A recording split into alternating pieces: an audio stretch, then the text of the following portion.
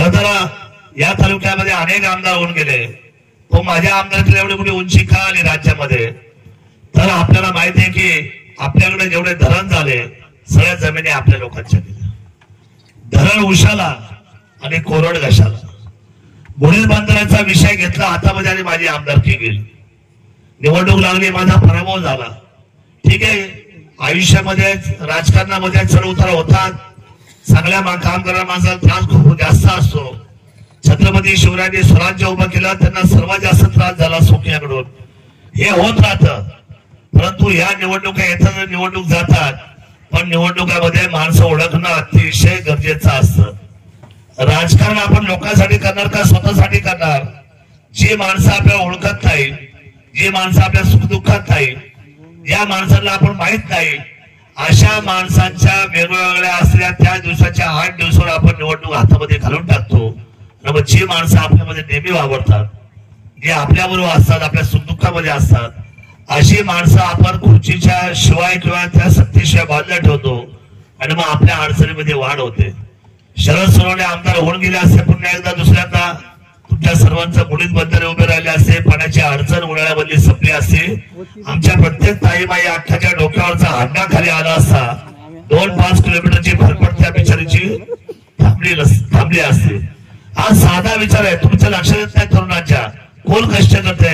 माझी आई कष्ट करते, माझी बहीण कष्ट करते, माझ्या घरातली माझी आजी कष्ट करते.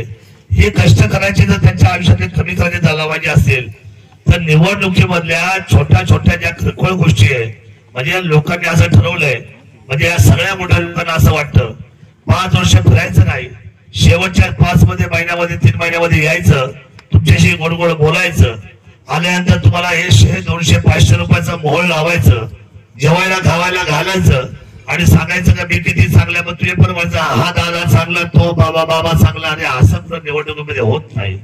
जी माणसं तुम्हाला कळवळ्याने किंवा जी माणसं तुम्हाला सोजवण्याने जाणत नाही, अशी माणसं तुमच्या आयुष्यामध्ये तुमचं वारंवार फसवणूक करतात. शरद सोनवणे जर आमदार झाले नसते, त्या पश्चिम भागामधले तुमच्या आदिवासी भागातला एकही रस्ता आजपर्यंत झाला नसता. होता का मी आधी?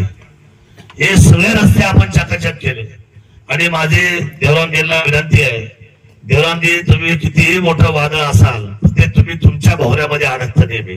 वादळाने स्वतःच्या भोवऱ्यात कधीच अडकायचं काय?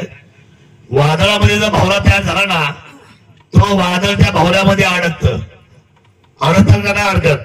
तुम्ही कधी वादळ पाहिले का? भोवरा पाहिला का वादळाचा?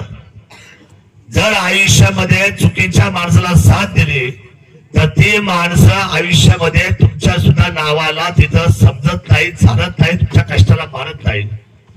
देवराम लांडेला जेलमध्ये टाकण्यात गेले होते, शरद सोनवणे गेले का नाही गेलो? आतो ना मी. देवराम लांडे यांचे केवाडीची यात्रा बंद करून ठेवली. कोणी चालू केली ना? शरद सोनवणे केली ना. त्या वादळाचं वरचं वादळ आहे, त्याचं नाव आहे शरद सोनवणे, माहिती तुम्हाला.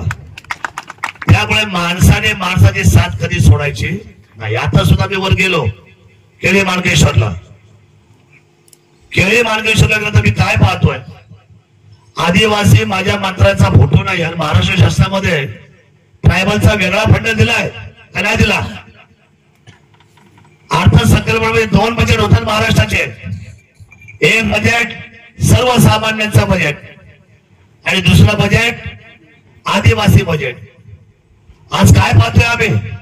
ज्या आदिवासी लोकांनी तुम्हाला प्रत्येक मोठ्याने मतं दिली, ज्या माणसाने माझा माणूस असून सुद्धा पडद्याच्या मागे जाऊन आत्महत्येला मदत केली, ठीक आहे केली मदत, आमदार केलं, त्यांना काय मिळवलं? आज तिथं आदिवासी मंत्र्यांचा फोटो नाही आणि तिथे जिल्हा परिषद असलेल्या देवराम लांडेचा फोटो नाही. याचा अर्थ तुम्ही आदिवासींना फक्त मतांसाठी त्या ठिकाणी त्यांचा वापर करता. हे मात्र आयुष्यातलं सगळ्यात मोठं दुःख आहे, लक्षात ठेवा. हे वाईट आहे. अहो, मुख्यमंत्र्यांचा फोटो नाही, 2 उपमुख्यमंत्र्यांचा फोटो नाही, माझ्या असलेल्या आदिवासी मंत्री आणि आमचे आन बाण शान आहे ना आमचा मंत्री, नाही आहे आपला मंत्री, आपली शान. आपल्या आदिवासी मंत्र्यांचा फोटो नाही. आपल्या आदिवासी असलेल्या जिल्हा परिषद सदस्य आम्ही होतो, जनतेने निवडून दिलेला सदस्य आहे, त्याचा मान ठेवणार नाही. आणि मग या चुका कुणाच्या आहेत? मला असं वाटतं राजकारणाच्या पलीकडे माणुसकी एक शब्द आहे, माणुसकी, सन्मान. तो सन्मान, तो स्वाभिमान, प्रत्येकाचा प्रोटोकॉल हा जपलाच पाहिजे. आणि माझ्या तुम्हाला सांगणं आहे, आणि तुम्ही माझ्यापेक्षा वयाने मोठे असाल, कदाचित माझ्यापेक्षा राजकारण आधी असाल, पण राजकारणामध्ये एक गोष्ट लक्षात ठेवा, जी माणसं आपल्याला अडचणीच्या वेळेस साथ देत असतील तुमचे आख्याचे मित्र असतात, बाकी तुमचे मित्र असू शकत नाही. हे मात्र आज मला तुम्हाला या निमित्ताने सांगायचं आहे. आपण निश्चितपणे प्रभावी काम करताय. तुम्हाला आमदार व्हायचे आम्ही कोणी रोखणार? उद्या ही लोकशाही आहे. अहो, या लोकशाहीने आपल्या आदरणीय मुंडे साहेबांना या जिल्हा तालुक्याचा आमदार केला की नाही केला? याच मातीने केला, याच माणसाने केला. जर देवरामजी तुम्ही जर प्रामाणिकपणे काम केला, तुमच्या स्वाभिमानाला जर कुणाच्या दरवाज्यात घेऊन नाही गेले, कशाला घेऊन जाता दरवाज्यात कुणाच्या? स्वतःच्या माणसाला आणि स्वतःच्या ताकदीला कुणाच्या दरवाज्यात घेऊन जाऊ नका. तुमची आमदारकी लढवायला आमच्या मनापासून शुभेच्छा राहतील, एवढंच मी तुम्हाला या निमित्ताने सांगतो. आणि ही दिलेर मैत्री आहे, हे खुलं मैदान आहे, ही लोकशाही आहे. मी जिंकलो तर मला हार घाला, तुम्ही जिंकलो तर मी डबल हार घाले. त्याच्यामध्ये आहे काय? त्याच्यामध्ये आहे काय? राजकारणामध्ये खूप एकमेकांची मैत्रीचा आणि विशेषत्वाने सन्मान टिकला पाहिजे. मी जेव्हा आमदार होतो 5 वर्षे या माणसाचा भला सन्मान ठेवला, आयुष्यभर सन्मान ठेवला. विकास ठेवला की नाही? दत्तोबा ठेवला. मी अशी कधीच कुणाला वागणूक देत नाही. मी प्रभू देवा महादेवाला प्रार्थना करेल की तुमच्या सगळ्या इच्छाकांक्षा पूर्ण कराव्यात आणि आपल्या सर्वांच्या आयुष्यामधलं दैवत जे छत्रपती शिवराय आहे, त्यांचं 1 वर्षामध्ये ते संपूर्ण जगातलं मोठं शिल्प उभा करून तुमच्या सर्वांच्या आयुष्यातलं सगळं जे जीवनमान आहे ते बदलण्याची ताकद आम्हाला महादेवाने द्यावी आणि आदिवासांचा जय जयकार व्हावा, एवढीच अपेक्षा व्यक्त करतो आणि माझ्या शब्दाला विराम देतो. जय हिंद, जय महाराष्ट्र, जय शिवराय, जय आदिवासी.